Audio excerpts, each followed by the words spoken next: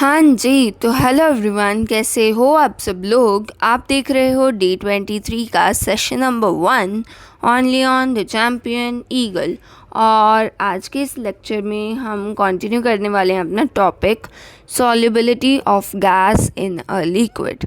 ठीक है, तो इसमें हमने जैसे हम फैक्टर्स की बात कर रहे थे तो 4 फैक्टर्स होते हैं। सबसे पहला फैक्टर था नेचर ऑफ सॉल्वेंट, ये हमने पढ़ लिया हुआ है। यहाँ तक बात हमें क्लियर है। देन इसके बाद हमने पढ़ा था नेचर ऑफ सॉल्यूट,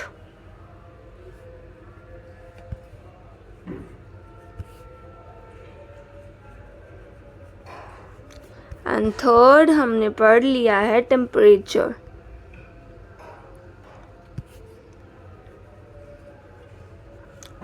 ठीक है, तो टेम्परेचर टॉपिक अपना कवर हो गया है। हमें पता है कि जो भी प्रोसेस होता है जब गैस जो क्या है सॉल्यूट है उसको लिक्विड सॉल्यूशन में लिक्विड सॉल्वेंट में ऐड करते हैं, जो सॉल्यूशन बनने का प्रोसेस होता है वो क्या होता है, एक्सोथर्मिक होता है। क्या होता है, एक्सोथर्मिक, मतलब कि हीट रिलीज होगी। यहाँ तक बात हमें क्लियर है। हीट अब अगर रिलीज हो रही है तो क्या होगा, हम क्या करेंगे, एक्सोथर्मिक प्रोसेस में according to Le Chatelier's principle. जिन्होंने इक्विलिब्रियम पढ़ा है उन्हें पता होगा।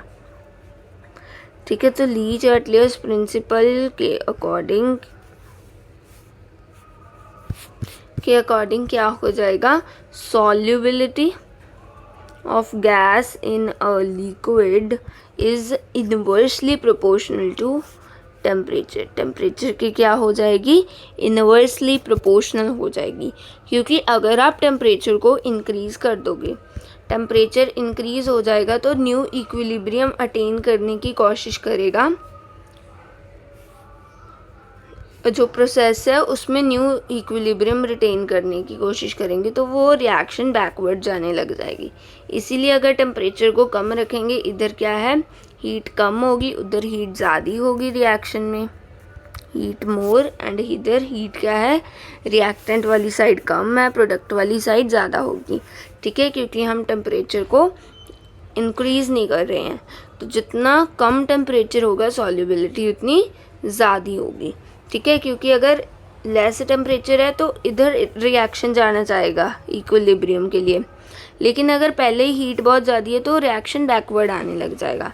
तो हमें तो सॉल्यूशन बनाना है, हमें कौन सा, जो रिएक्टेंट्स हैं वो अलग अलग चाहिए। तो क्या करेंगे, हम हीट प्रोवाइड करेंगे, टेम्परेचर प्रोवाइड करेंगे। और इसी का उल्टा, अगर आपने सॉल्यूशन से दोनों कंपोनेंट्स को वापस से बाहर निकालना है, सॉल्यूट और सॉल्वेंट को अलग अलग करना है, सेपरेट आउट करना है, तो क्या करोगे आप, टेम्परेचर इंक्रीज़ कर दोगे। क्या कर दोगे, टेम्परेचर इंक्रीज़। बाकी और भी चीज़ें डिपेंड करेंगी, ऐसा कुछ हमें बताया भी नहीं हुआ, जस्ट मैं आपको बता रही हूँ कि हम कैसे इस चीज़ को देखते हैं, है ना। आप कैसे एनालाइज करके समझ पाओगे इस चीज़ को। तो टेम्परेचर इंक्रीज़ कर देंगे तो बैकवर्ड रिएक्शन होगी, बैकवर्ड रिएक्शन होगी तो सॉल्यूट और सॉल्वेंट सेपरेट आउट हो जाएंगे। ठीक है, और टेम्परेचर डिक्रीज़ करेंगे तो फॉरवर्ड रिएक्शन होगी और हमारा प्रोडक्ट बनेगा जो क्या है, सॉल्यूशन है, और हमें सॉल्यूशन ही चाहिए।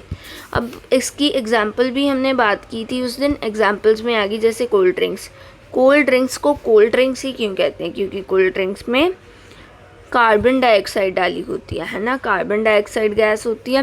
एंड अगर हम चाहते हैं कि जो हमारी ये कोल्ड ड्रिंक है, मान लो इसमें जब हम पिएं इसे तो हमें गैस का फ्लेवर आना चाहिए, है ना। जब हम पीते हैं आपको पता चलता है कि इसमें टैंगीनेस जी फील होती है आपको, मतलब कि वो गैस है इसमें प्रेजेंट। अगर आप गर्म कोल्ड ड्रिंक पियोगे, वैसे तो वो कोल्ड ड्रिंक नहीं होगी, हॉट ड्रिंक होगी, लेकिन गर्म कोक पियोगे मान लो या लिम्का पियोगे तो आपको इतनी ज़्यादा टैंगीनेस नहीं फील होगी, क्योंकि गैसेस कंपैरेटिवली जो सॉल्युबल हैं वो कम हो गई हैं, क्योंकि टेम्परेचर डिक्रीज़ हो गया। टेम्परेचर क्या हो गया, डिक्रीज़ हो गया उस ड्रिंक का, तो क्या है, लिक्विड यहाँ पे रह जाएगा, गैसेस क्या है, सेपरेट आउट हो जाएंगी, बैकवर्ड रिएक्शन हो जाएगा। एंड एट द एंड क्या है, अगर आप लिम्का की बोतल ओपन करोगे तो बहुत सी गैस आप देखते हो ना बाहर निकलती है, रिमूव आउट हो रही होती है। क्यों हो रही होती है? Because of temperature difference. ठीक है, एंड इसीलिए क्या है, हम टेम्परेचर को, सॉरी यहाँ पे एक मिस्टेक है ना, टेम्परेचर इंक्रीज़ करना था हमने, डिक्रीज़ नहीं करना था।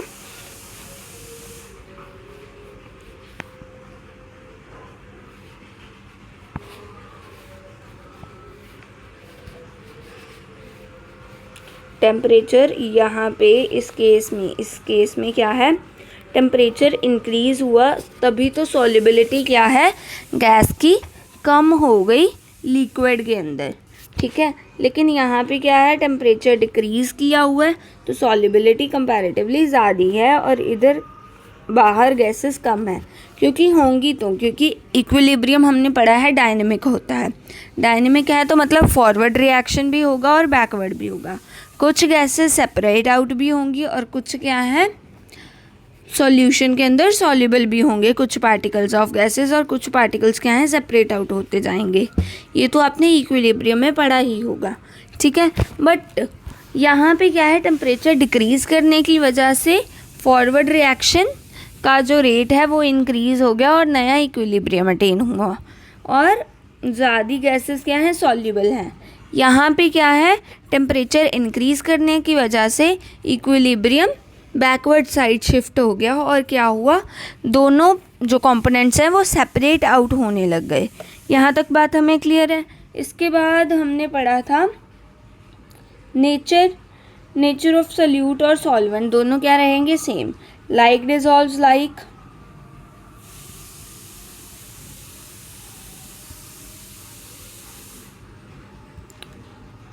और सेकंड क्या है, सेकंड ये है कि अगर जो गैस है वो हाईली कंप्रेसिबल है, उसे कंप्रेस करके लिक्विफाई कर सकते हैं, तो हम ऐसे लिख सकते हैं गैसेस कैन बी लिक्विफाइड। ठीक है, मतलब कि उस गैस को हम लिक्विफाई कर सकते हैं। और लिक्विफाई कैसे करते हैं हम गैसेस को? लिक्विफाई करने के दो मेथड्स हैं अपने पास। एक मेथड है कि हम क्या कर दें, प्रेशर इंक्रीज़ कर दें। क्या करेंगे, प्रेशर इंक्रीज़। जैसे ये अपने पास गैस के कुछ पार्टिकल्स हैं, पार्टिकल्स दूर दूर हैं, प्रेशर इंक्रीज़ करोगे तो सारे पार्टिकल्स क्या करेंगे, इकट्ठे हो जाएंगे एक पॉइंट पे, ऐसे इस तरीके से। तो यहाँ तक आप प्रेशर ले आए, यहाँ तक बात हमें क्लियर हो गई। एंड सेकंड मेथड कौन सा है, टेम्परेचर डिक्रीज़ करके। क्योंकि हमें पता है जब हम हीट करते हैं किसी भी चीज़ को, उसके जो मॉलिक्यूल्स के अंदर अट्रैक्शन है वो क्या हो जाती है, डिक्रीज़ हो जाती हैं, वो दूर दूर भागने लगते हैं। यहाँ पे अगर हीट प्रोवाइड कर दी हमने तो, लेकिन अगर हम हीट रिमूव करके उसका टेम्परेचर डिक्रीज़ करना स्टार्ट कर दें, ठंडा कर दें उसको, तो क्या होगा, सारे पार्टिकल्स इकट्ठे पास पास आने लग जाएंगे। ठीक है, तो यहाँ से भी क्या हो सकती है, गैसेस लिक्विफाई हो सकती हैं। तो गैसेस को लिक्विफाई करने के हमने दो तरीके समझे हैं। ये हम नॉर्मली छोटी क्लासेस में पढ़ते हैं इन चीज़ों को, बट आप देखो यहाँ पे हम यूज़ कैसे करेंगे। ठीक है, तो प्रेशर इंक्रीज़ करोगे, गैस लिक्विफाई होगी, गैस लिक्विफाई होगी तो उसकी सॉल्युबिलिटी क्या है, इंक्रीज़ हो जाएगी। टेम्परेचर डिक्रीज़ करोगे तो भी गैस क्या है, लिक्विफाई होगी, लिक्विफाई होगी तो सॉल्युबिलिटी क्या है, इंक्रीज़ हो जाएगी गैसेस की इन लिक्विड सॉल्वेंट। ठीक है, तो टेम्परेचर की तो हमने पहले ही डिपेंडेंसी पढ़ ली है कि टेम्परेचर डिक्रीज़ होगा क्योंकि जो प्रोसेस है वो एक्सोथर्मिक है, तो टेम्परेचर पे इन्वर्सली प्रोपोर्शनल है सॉल्युबिलिटी। टेम्परेचर डिक्रीज़ तो सॉल्युबिलिटी इंक्रीज़। ये यहाँ से हमने चेक भी कर लिया कि ये बात सही है। इसी के साथ ही सारे पॉइंट्स जो हैं आपस में इंटर रिलेटेड होते हैं, आप देखो तो। ठीक है, एक से हम दूसरे को आसानी से निकाल सकते हैं। इसके बाद सेकंड क्या किया, प्रेशर। अभी आज हमने इसी चीज़ को पढ़ना है, हेनरीज लॉ पढ़ना है और डाल्टन की इंटरप्रेटेशन पढ़नी है हमने। तो क्या है, प्रेशर अगर इंक्रीज करोगे तो क्या है, सॉल्युबिलिटी भी इंक्रीज होगी। यहाँ तक बात हमें क्लियर हो गई है। तो ये था नेचर ऑफ सॉल्यूट। अब इसी को ही साथ ही रिलेट करके हम पढ़ना स्टार्ट कर देंगे। क्या है, effect of pressure. Effect of, एक सेकेंड वेट,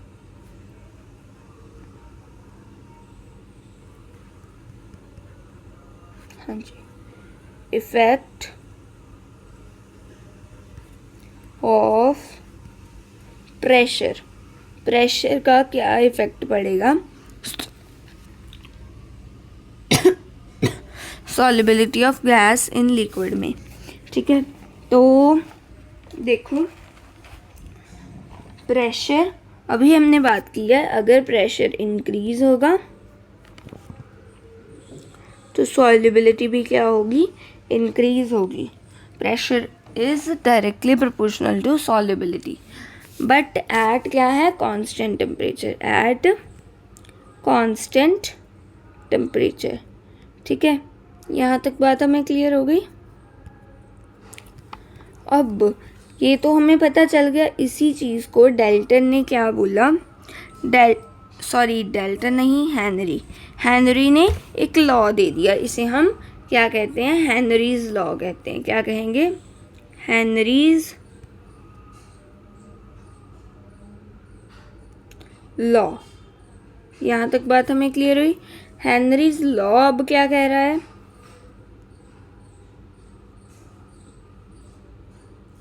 हेनरीज लॉ कहता है eight constant temperature,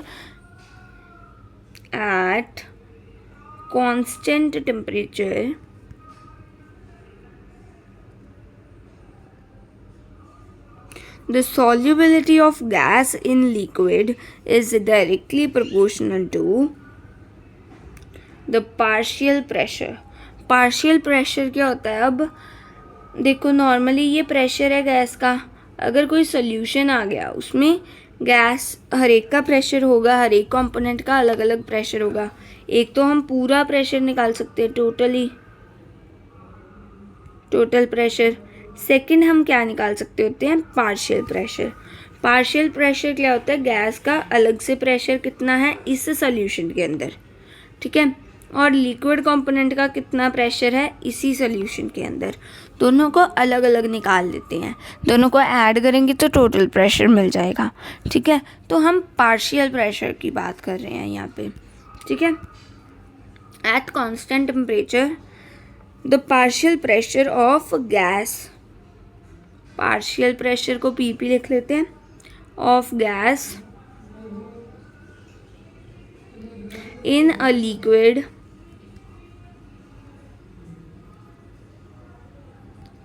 is directly proportional to its solubility।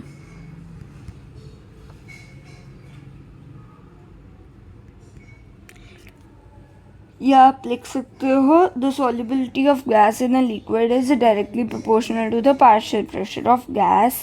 ठीक है, तो ये वाली जो सेकंड अभी मैंने आपको बताई है वो ज़्यादा बेटर है।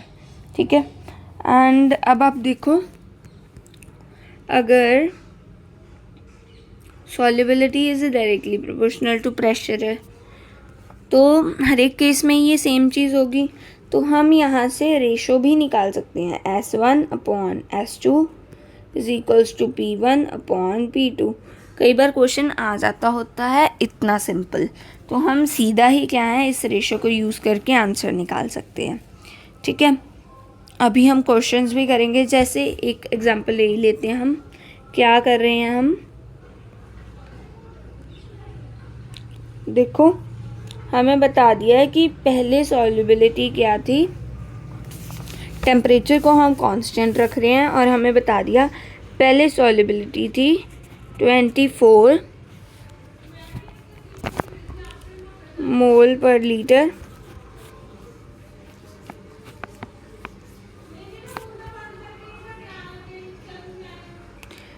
और हमें साथ ही साथ बता दिया कि प्रेशर जो पहले था वो कितना था, 8 एटमॉस्फेयर, और प्रेशर को चेंज करके अब कितना कर लिया हमने, अब प्रेशर हमने कर लिया 9 एटमॉस्फेयर। यहाँ तक बात हमें क्लियर हो गई। और हमसे पूछा क्या है, न्यू सॉल्युबिलिटी। क्या पूछी है, न्यू सॉल्युबिलिटी। ठीक है, तो अब हम सॉल्व करेंगे। तो क्या है अपना relation, S1/S2 equals to P1/P2। यहाँ तक बात हमें क्लियर हो गई। या आप इसे ही इसी तरीके से देखो, क्या लिख सकते हो, S1/P1। देखो हमने बात क्या की थी, solubility is directly proportional to pressure, तो इसे हम इस तरीके से भी तो लिख सकते हैं, solubility of pressure directly proportional to 1। ठीक है, तो यहाँ से S1/P1 इक्वल्स टू S2/P2 आप लिख सकते हो क्या? क्या ये सही है? बिल्कुल सही है। ठीक है, तो हम यहीं से आगे सॉल्व कर लेते हैं। S1 की वैल्यू हमें कितनी दी है, 24। S2 की वैल्यू हमने निकालनी है। प्रेशर 2 जो क्या है यहाँ पे मल्टीप्लाई हो जाएगा इधर आके, क्या दिया, 9 दिया हमें। और फर्स्ट प्रेशर क्या दिया, जो डिवाइड होगा यहाँ पे आके, सेकंड फर्स्ट प्रेशर क्या दिया हुआ है हमें, 8 एटमॉस्फेयर। और यहाँ पे सॉल्युबिलिटी क्या आ गई अपनी, S2। ठीक है, तो यहाँ पे क्या है, 3 आ गया कट आउट करके, 3 9 ज़ा 27। तो नई सॉल्युबिलिटी क्या बन गई है, 24 से 27 मोल पर लीटर। यहाँ तक बात हमें क्लियर हो गई है। ओके, सो अब इसी को एज सच एक रिलेशन की फॉर्म में देखो। हमने बात की solubility is directly proportional to pressure. क्या बात की है, solubility is directly proportional to pressure. तो यहाँ पे जो सॉल्युबिलिटी है, हम प्रोपोर्शनैलिटी कांस्टेंट को रिमूव करेंगे तो क्या, प्रोपोर्शनैलिटी को साइन को रिमूव करेंगे तो क्या आ जाएगा, प्रोपोर्शनैलिटी कांस्टेंट आ जाएगा। तो ये क्या बन जाएगा, S is equals to K/P। S equals to KP। ठीक है, K क्या है, प्रोपोर्शनैलिटी कांस्टेंट है, K/P नहीं KP। ठीक है, यहाँ तक बात हमें क्लियर हुई। और इसी को ही हम एक और तरीके से भी तो प्रोपोर्शनैलिटी कांस्टेंट ऐड कर सकते हैं ना, SK इक्वल्स टू P। इसको हम K' लिख लेते हैं एक बार। ठीक है, यहाँ पे जो K' है, क्योंकि सॉल्युबिलिटी यहाँ पे भी सेम है, प्रेशर यहाँ पे भी सेम है, यहाँ पे भी सॉल्युबिलिटी सेम है, प्रेशर भी सेम है, तो सॉल्युबिलिटी की वैल्यू ना यहाँ से पुट कर लो। सॉल्युबिलिटी क्या आ जाएगी, KP K' equals to P। P से P कैंसिल आउट हो जाएगा, तो K' will be equal to 1/K। मतलब कि ये दोनों जो कांस्टेंट्स आए हैं वो क्या है, रेसिप्रोकल्स हैं एक दूसरे के। ठीक है, यहाँ तक बात आपको क्लियर हो गई। क्योंकि हम प्रोपोर्शनैलिटी कांस्टेंट दोनों तरफ से ऐड कर सकते थे, तो 2 कांस्टेंट आ गए और दोनों क्या हो गए, एक दूसरे के रेसिप्रोकल्स हो गए। यहाँ तक बात आपको क्लियर है। अब देखो हम K' के अगर यूनिट्स की बात करें, K' इक्वल टू क्या आएगा, प्रेशर अपॉन में सॉल्युबिलिटी। तो इसके यूनिट्स भी क्या हो जाएंगे, प्रेशर के यूनिट्स एटमॉस्फेयर, सॉल्युबिलिटी के यूनिट्स क्या होते हैं, मोल पर लीटर। इसको हम लिख सकते हैं atmosphere litre mole raise to the power -1। तो ये क्या आ गए हैं, K' के यूनिट्स आए हैं, K' के। तो K के यूनिट्स क्या होगा, इसका रेसिप्रोकल होगा, K इज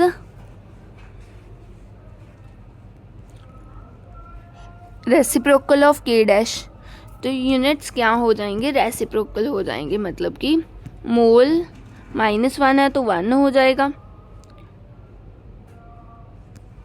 एटमॉस्फेयर लीटर, जो 1 था उस पे क्या आ जाएगा, पावर -1 आ जाएगी। यहाँ तक बात हमें क्लियर हो गई, ठीक है। तो इस तरीके से भी आप के जो यूनिट्स है वो निकाल सकते हो। और इधर से देखो, अगर इधर से देखें तो K will be equal to solubility upon में प्रेशर।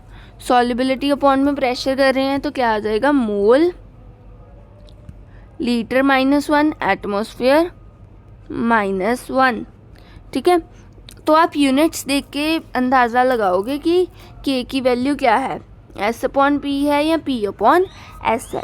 इसी कन्फ्यूजन को दूर करने के लिए डाल्टन ने एक इंटरप्रिटेशन दी और हम उसी को यूज़ करते हैं फिर ज़्यादातर, ठीक है। डाल्टन ने क्या कहा, डाल्टन ने सबसे पहली बात तो ये कही कि सॉल्युबिलिटी जो गैस की है लिक्विड के अंदर, ठीक है, उसे हम किस कॉन्सेंट्रेशन टर्म को यूज़ करके उसे मेजर करेंगे, किसकी टर्म्स में मेजर करेंगे, वो क्या है, काई की टर्म्स में। तो solubility will be equal to chi. यहाँ तक बात पहले आपको क्लियर हो गई। एक सेकेंड, हम सारा कुछ क्लियर कर लेते हैं और यहाँ पे आ जाते हैं।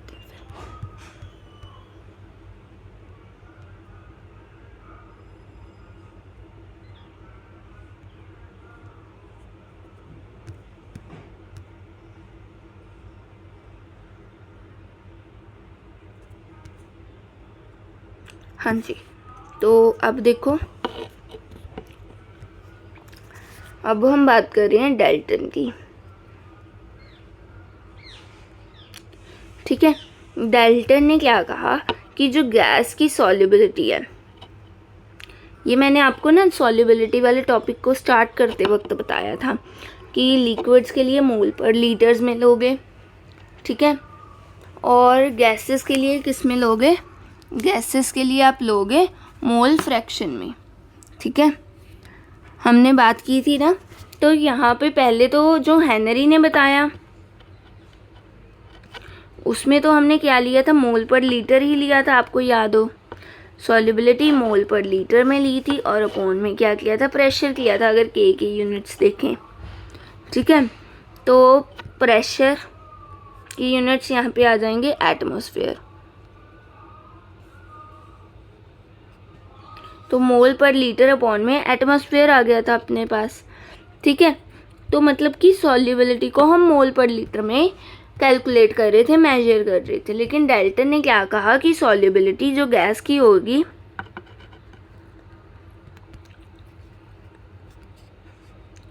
उसे हम किसकी टर्म्स में मेजर करेंगे, उसे हम मेजर करेंगे मोल फ्रैक्शन में,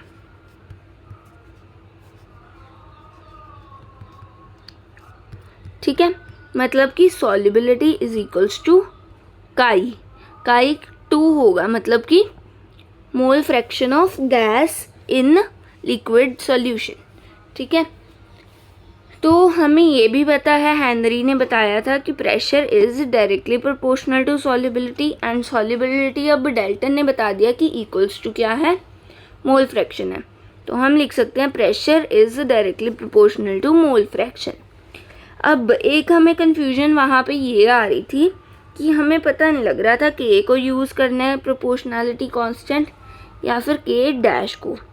तो डाल्टन ने कहा कि जब हम प्रोपोर्शनैलिटी का साइन रिमूव करेंगे तो एक कांस्टेंट आएगा, उसे हम क्या कहते हैं, हेनरीज कांस्टेंट कहते हैं। क्या कहते हैं, हेनरीज कांस्टेंट, KH। और ये किस साइड पे आता है, जहाँ पे काई है उधर, ठीक है। मतलब कि हमारा फॉर्मूला बन गया pressure is equals to Henry's constant into mole fraction. यहाँ तक बात आपको क्लियर हो गई। अब यहाँ से अगर आप जो निकालोगे यूनिट्स तो क्या आ जाएंगे, Henry's constant will be equal to pressure upon में मोल फ्रैक्शन। मोल फ्रैक्शन क्या होती है, यूनिटलेस होती है, और प्रेशर की जो यूनिट्स हैं वो होते हैं एटमॉस्फेयर। ठीक है, तो यहाँ से अपने हेनरीज कांस्टेंट के कौन से यूनिट्स आ जाएंगे, हेनरीज कांस्टेंट के यूनिट्स किसके इक्वल होंगे, प्रेशर के यूनिट्स के। तो यहाँ पे क्या है, प्रेशर के यूनिट्स एटमॉस्फेयर है, तो वही क्या है, यूनिट्स ऑफ हेनरीज कांस्टेंट हो जाएंगे, इक्वल्स टू क्या आ जाएगा, एटमॉस्फेयर। यहाँ तक बात हमें क्लियर हो गई। ठीक है, अब आगे देखो, हमने एक फॉर्मूला तो बना लिया, क्या, pressure is equals to Henry's constant into chi. Chi को अगर आप एक्सपैंड करोगे तो क्या आ जाता है, number of moles of gas upon में टोटल नंबर ऑफ मोल्स, मतलब कि number of moles of liquid plus number of moles of gas. ठीक है, यहाँ तक बात क्लियर हो गई। और अगर क्या है, N2 is very very very less than N1। N2 क्या है, number of moles of gas मतलब कि सॉल्यूट, और N1 क्या है, number of moles of solvent मतलब कि लिक्विड। तो लिक्विड के मोल्स बहुत ज़्यादा हैं, गैस के मोल्स बहुत कम है, सॉल्यूट बहुत कम है, सॉल्वेंट बहुत ज़्यादा है, तो इसे हम क्या कहेंगे, डाइल्यूट सॉल्यूशन कह सकते हैं। अगर सॉल्यूशन अपना डाइल्यूट है यहाँ पे, तो N2 और N1 के बीच में देखो N2 बहुत छोटा है, तो हम यहाँ से ये भी लिख सकते हैं कि N1 plus N2 approximately N1 के ही इक्वल होगा। ठीक है, बिकॉज N2 बहुत छोटा है। ठीक है, तो अब यहाँ से देखो एक नई चीज़ बन गई, फॉर डाइल्यूट सॉल्यूशंस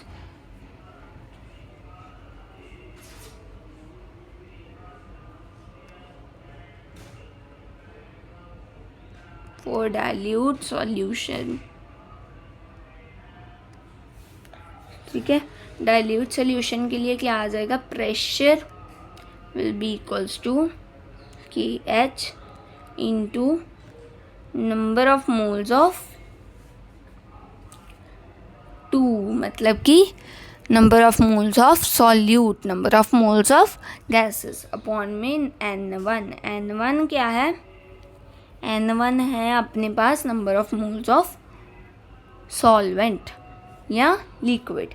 ठीक है, इसी को ही आप आगे क्या लिख सकते हो, वैसे तो यही बेटर मेथड है ना, लेकिन अगर हम आगे देखें तो KH इंटू क्या आ सकता है, N2 ओवर N1 है, तो हमने बात की हुई है कि मोल फ्रैक्शन की जो रेशो होती है Chi2 ओवर Chi1 किसके इक्वल होती है, N2 ओवर N1 के। तो N2 ओवर N1 को हम क्या पुट कर सकते हैं, Chi2 ओवर Chi1, अगर आपको by chance in the terms of mole fractions दिया हुआ है। ठीक है, तो आप सीधा यहाँ पे सॉल्व मत करने लग जाना कि नंबर ऑफ मोल्स 1 के कितने आएंगे, नंबर ऑफ मोल्स 2 के कितने आएंगे। ठीक है, वो आपको सॉल्व करने की ज़रूरत नहीं है, आप सीधा यहाँ से Chi2 और Chi1 की भी वैल्यू पुट करोगे तो आपका आंसर आ जाएगा। यहाँ तक बात हमें क्या हो गई, अब क्लियर हो गई है। ठीक है, तो यही था अपना पूरा प्रेशर पे डिपेंडेंसी, और हमने यहाँ पे अब हमारे न्यूमेरिकल्स स्टार्ट हो गए हैं। जब तक फिज़िकल केमिस्ट्री में न्यूमेरिकल्स ना स्टार्ट हो, मतलब लगता ही नहीं कि हम फिज़िकल केमिस्ट्री पढ़ रहे हैं। ठीक है, तो या अब हमारे न्यूमेरिकल स्टार्ट होंगे। आपको पता कैसे चलेगा कि कोई सोल्यूशन डाइल्यूट है, अभी हमने बात की डाइल्यूट सोल्यूशन में क्या होगा, N2 will be very very very less than N1, या फिर क्या है, अगर N2 और N1 में बहुत कंपैरेटिवली वेरिएशन है, मतलब कि N2 बहुत छोटा है, N1 बहुत बड़ा है, तो क्या है, काई की जो वैल्यू आएगी Chi2 की, वो क्या होगी, बहुत कम होगी, Chi2 will be very less. ठीक है, यहाँ तक बातें हमें क्या हो गई, अब क्लियर हो गई है। अब कुछ क्वेश्चंस करके देखते हैं हम। ठीक है, तो हमें ज़्यादा क्लैरिटी होगी। एक क्वेश्चन करके देखते हैं।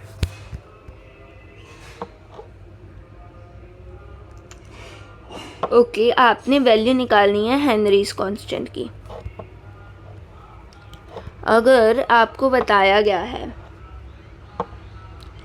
कि number of moles of 1 is equals to, मतलब कि number of moles of liquid कितने हैं 20,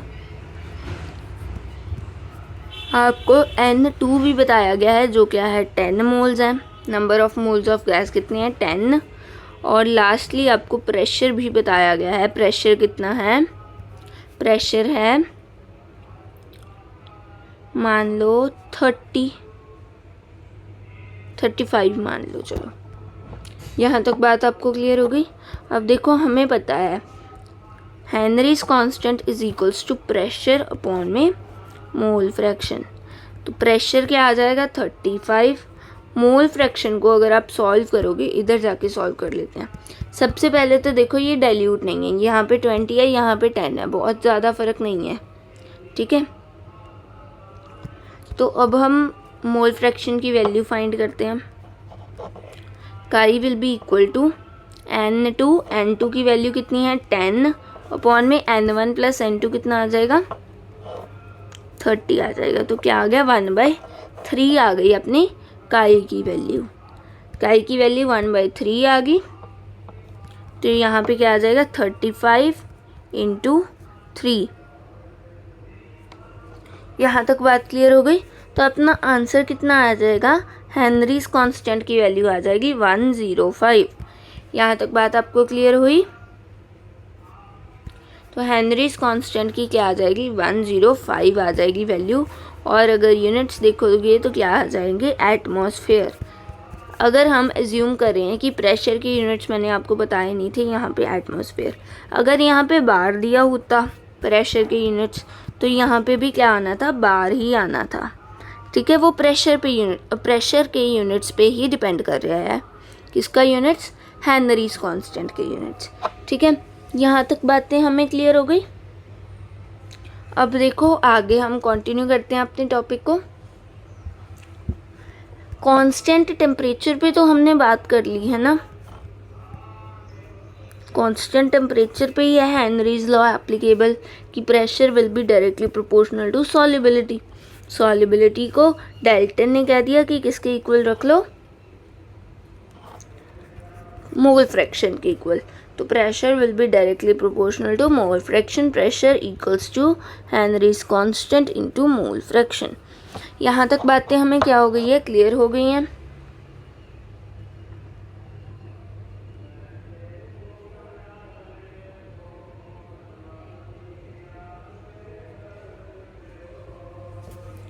अब देखो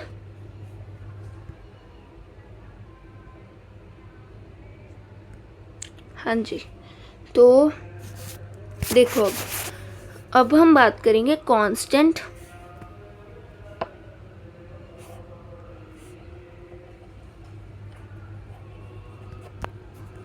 प्रेशर की। अब अगर प्रेशर कांस्टेंट है तो यहाँ पे प्रेशर पे क्या है, जो अपनी यहाँ पे देखो pressure is equals to Henry's constant into mole fraction है।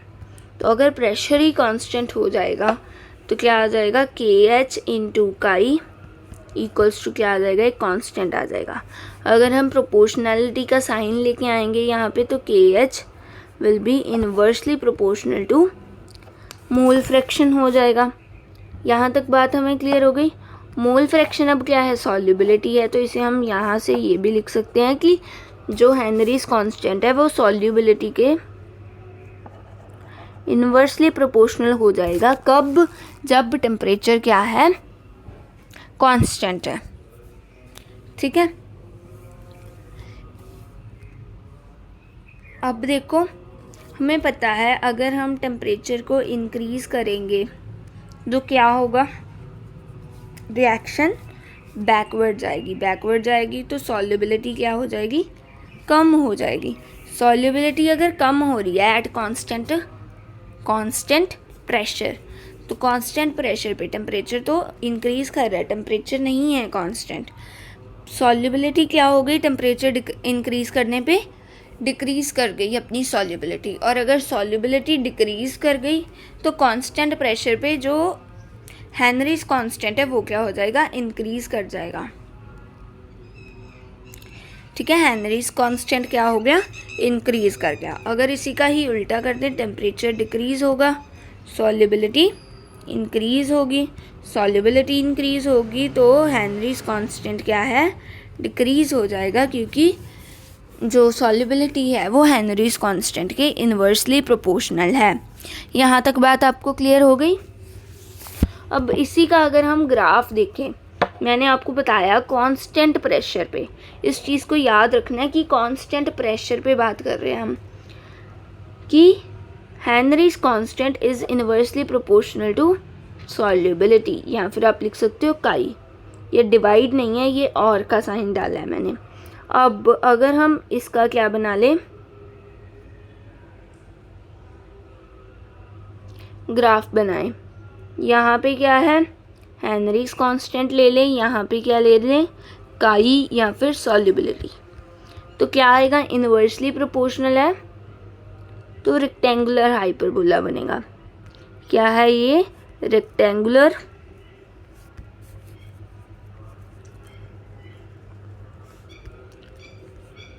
हाइपरबोला। यहाँ तक बात हमें क्लियर हो गई।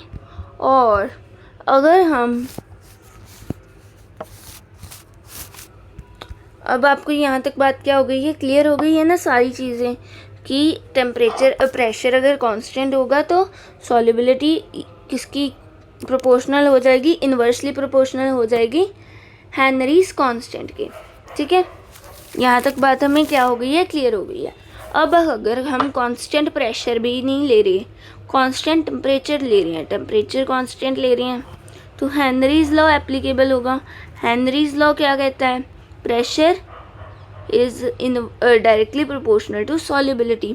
प्रेशर अगर सॉल्युबिलिटी के, या काई भी लिख सकते हो आप, क्योंकि डाल्टन ने कह दिया था कि solubility is equals to chi for a gas. ठीक है, तो क्या आ जाएगा, pressure will be directly proportional to mole fraction या फिर सॉल्युबिलिटी। ठीक है, तो क्या आ जाएगा, यहाँ पे अगर आप ग्राफ देखोगे तो यहाँ पे हम वाई एक्सिस पे प्रेशर ले लेते हैं और इधर हम सॉल्युबिलिटी ले लेते हैं। ठीक है, तो ये देखो एक स्ट्रेट लाइन बनेगी, क्यों, बिकॉज ये दोनों क्या है, डायरेक्टली प्रोपोर्शनल है। और इसकी स्लोप क्या आएगी, slope will be equals to K H. K H क्या है अपना, हेनरीज कांस्टेंट। यहाँ तक बात हमें क्लियर हो गई है। अब हमारा लास्ट टॉपिक बच गया है हेनरीज लॉ से रिलेटेड, जो क्या है, लिमिटेशंस। क्या है, limitations of Henry's law. Limitations में सबसे पहली लिमिटेशन तो यही आती है, हमने ये सॉल्यूशंस में भी बात की थी कि सॉल्यूशन के दोनों कंपोनेंट्स आपस में रिएक्ट नहीं करने चाहिए। तो यहीं पे भी, यहाँ पे भी लिमिटेशन भी यही है।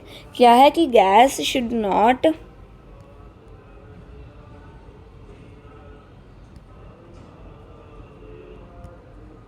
react with the liquid।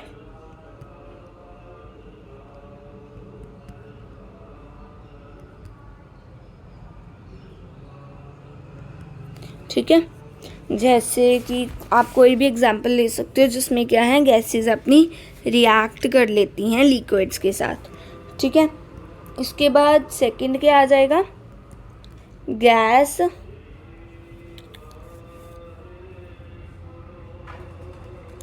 should not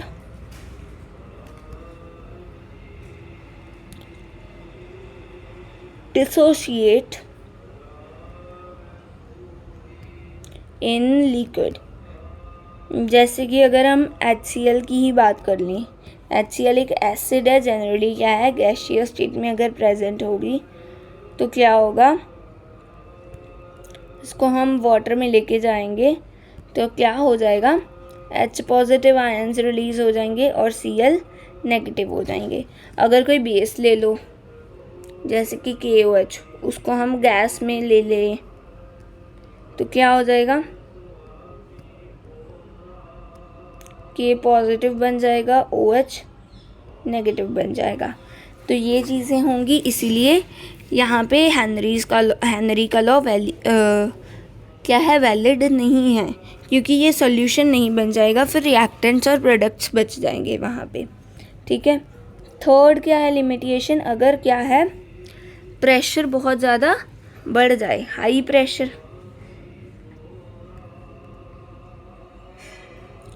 pressure बहुत ज़्यादा इंक्रीज़ हो जाएगा तो भी क्या है, हेनरीज लॉ वैलिड नहीं होगा। अब प्रेशर इंक्रीज़ होने से हेनरी लॉ क्यों नहीं वैलिड है? देखो, अगर प्रेशर इंक्रीज़ हो जाएगा तो गैसेस क्या हैं,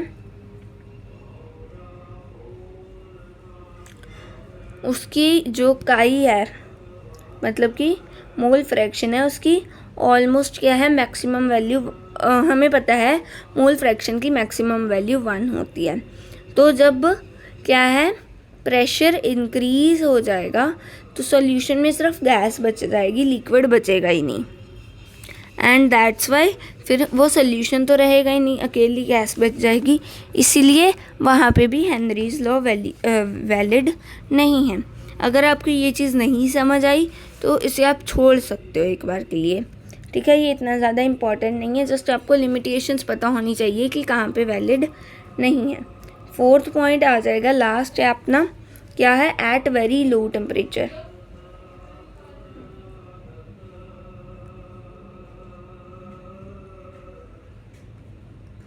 ठीक है, जब टेम्परेचर बहुत कम होगा तो क्या हो जाएगा, गैस तो लिक्विफाई हो जाएगी, मैं मान रही हूँ,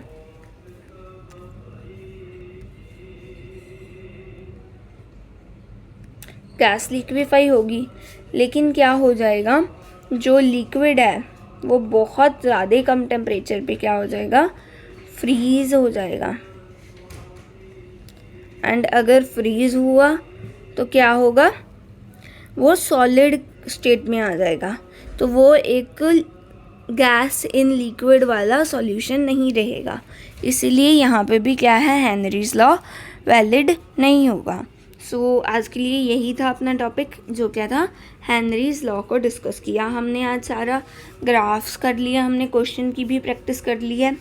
ठीक है, डाल्टन की इंटरप्रिटेशन भी हमने कर ली है।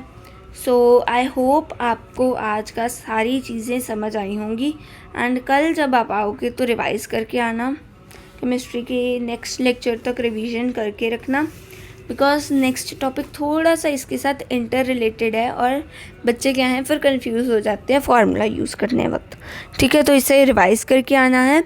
So like, share and subscribe and bye bye.